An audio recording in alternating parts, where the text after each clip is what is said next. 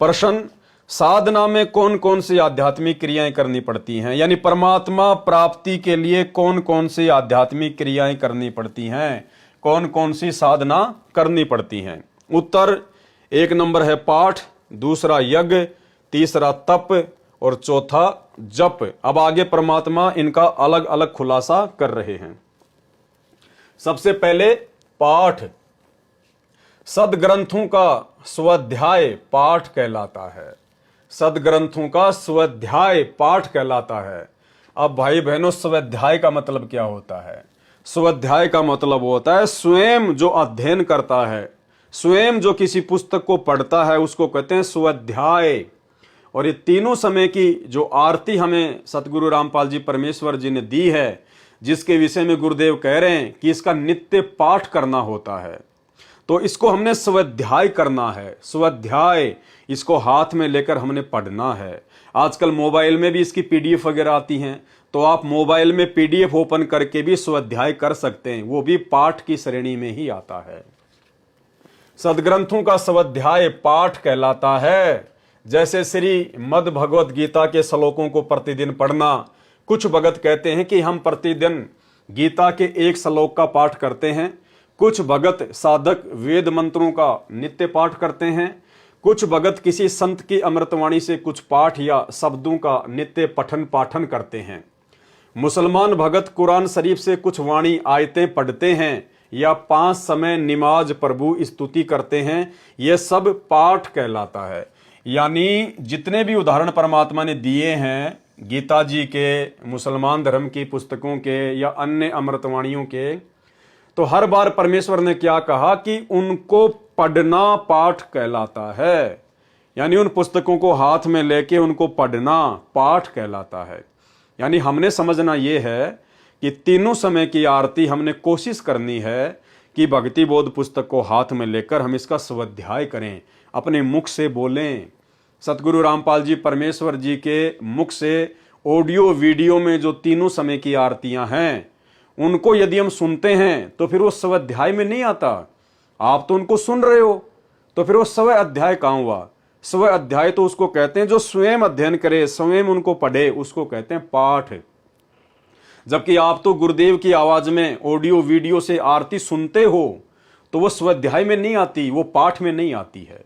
मुसलमान भगत कुरान शरीफ से कुछ वाणी आयतें पढ़ते हैं या 5 समय निमाज प्रभु स्तुति करते हैं, यह सब पाठ कहलाता है। किसी ग्रंथ का अखंड पाठ करना या वैसे आदर से किसी समय ग्रंथ को पढ़ना, वेदों या गीता को पढ़ना, यह सब भी पाठ कहलाता है। यानी पुस्तक को पढ़ना ही पाठ कहलाता है।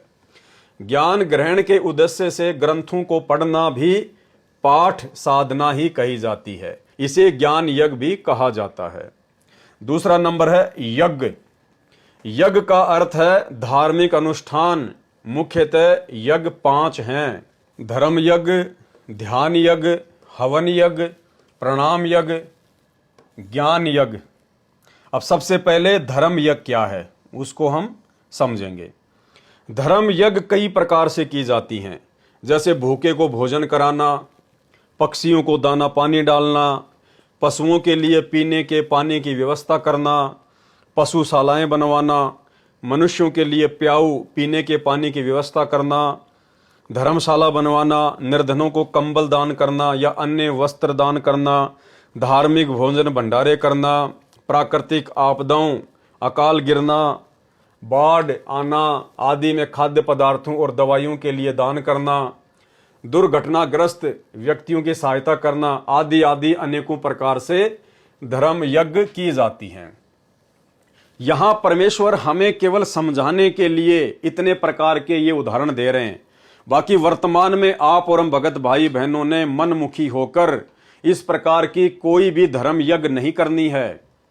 नाम लेने के बाद में, सतगुरु की शरण में आने के बाद में, सतगुरु के माध्यम से ही हमने अपने धार्मिक यज्ञों को संपूर्ण करना है। ये सब हम लोग पहले किया करते थे, वो मनमाना आचरण था, वो शास्त्र विरुद्ध मनमाना आचरण था, जो अब हमने नहीं करना है। यहां केवल गुरुदेव हमें समझाने के लिए कह रहे हैं। परंतु अध्यात्म मार्ग में, यानी सतगुरु से नाम दीक्षा लेने के बाद धर्म यज्ञ पूर्ण गुरु के द्वारा की जाती है, वह वास्तव में धर्म यज्ञ होती है। यानी अपने गुरुदेव की आज्ञा लेकर या अपने गुरुदेव की आज्ञा अनुसार ही हमने धर्म यज्ञ करनी होती हैं। जब आप नाम दीक्षा लेंगे उस समय आपको पता चलेगा कि सतगुरु रामपाल जी परमेश्वर जी के मार्ग में किस प्रकार से धर्म यज्ञ की जाती हैं। तो हमने केवल उतना ही करना है और वैसे ही करना है जैसा हमें हमारे गुरुदेव भगवान ने निर्देशित किया है। मनमुखी होकर गरीबों को भोजन बांटना, भिखारियों को भोजन बांटना, कंबल बांटना, भंडारे करना, हमने इस प्रकार का कोई भी मनमाना आचरण अब वर्तमान में नहीं करना है।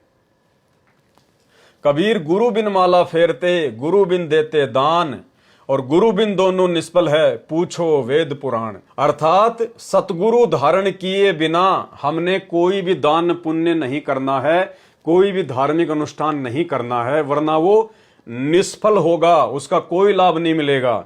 और इसका मतलब ये भी नहीं है कि यदि आपने गुरु धारण कर लिया तो उसके बाद मनमुखी होकर आप कोई भी धर्म यज्ञ करने लग जाएं। नहीं, केवल जैसा हमें गुरुदेव भगवान बताएंगे, निर्देशित करेंगे अपने सत्संगों में, केवल उनकी मर्यादाओं में रहकर, उनके वचन में रहकर हमने उन्हीं धर्म यज्ञों को करना है जो हमें गुरुजी आदेश देते हैं। प्रश्न, क्या गुरु धारण किए बिना धर्म यज्ञ का कोई लाभ नहीं है? पहले तो बताया है कि उपरोक्त सर्व धर्म यज्ञ कहलाती हैं। अब कहा है कि गुरु बिन धर्म यज्ञ वास्तविक नहीं होती, अर्थात वास्तविक नहीं है तो लाभ भी वास्तविक नहीं होगा। कृपया स्पष्ट करें। उत्तर क्या दे रहे हैं गुरुदेव भगवान? गुरु धारण करने के पश्चात धर्म यज्ञ का पूर्ण लाभ मिलता है, क्योंकि पूर्ण गुरु शास्त्रोक्त विधि से भक्ति कर्म अर्थात साधना करता है और करवाता है। उसमें एक नाम जप यज्ञ भी करता है, जिसका विस्तार पूर्वक विवरण आगे लिखा जाएगा।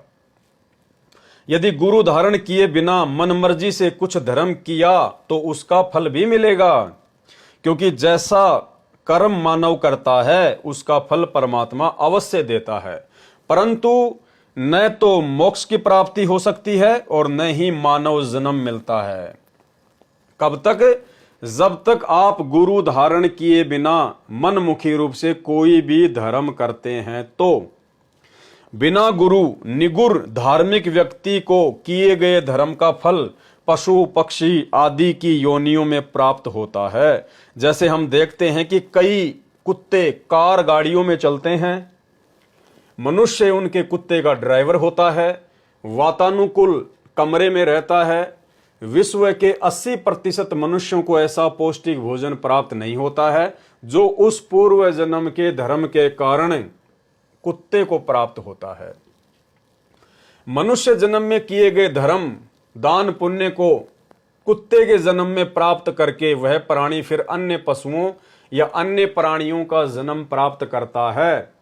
इस प्रकार 84 लाख प्रकार की योनियों को भोगता है, कष्ट पर कष्ट उठाता है। यदि वह मनमुखी धर्म करने वाला धार्मिक व्यक्ति कुत्ते के जीवन में धर्म का फल पूरा करके सूअर का जन्म प्राप्त कर लेता है तो उसको अब कौन सी सुविधा प्राप्त हो सकती है? यदि उस प्राणी ने मानव शरीर में गुरु बनाकर, जैसे आप और हम सभी ने सतगुरु रामपाल जी परमेश्वर जी को अपना गुरु धारण कर लिया है, यदि उस प्राणी ने मानव शरीर में गुरु बनाकर धर्म दान पुण्य यज्ञ की होती तो वह या तो मोक्ष प्राप्त कर लेता, यदि भक्ति पूरी नहीं हो पाती तो मानव जन्म अवश्य प्राप्त होता तथा मानव शरीर में वे सर्व सुविधाएं भी प्राप्त होती जो कुत्ते के जन्म में प्राप्त थी। मानव जन्म में फिर कोई साधु संत गुरु मिल जाता और वह अपनी भक्ति पूरी करके मोक्ष का अधिकारी बनता। इसलिए कहा है कि यज्ञों का वास्तविक लाभ यानी धार्मिक अनुष्ठानों का वास्तविक लाभ प्राप्त करने के लिए पूर्ण गुरु को धारण करना अति अनिवार्य है। आप और हमारा सौभाग्य कि हमें वो पूर्ण गुरु, वो सच्चा गुरु आज सहज में उपलब्ध है।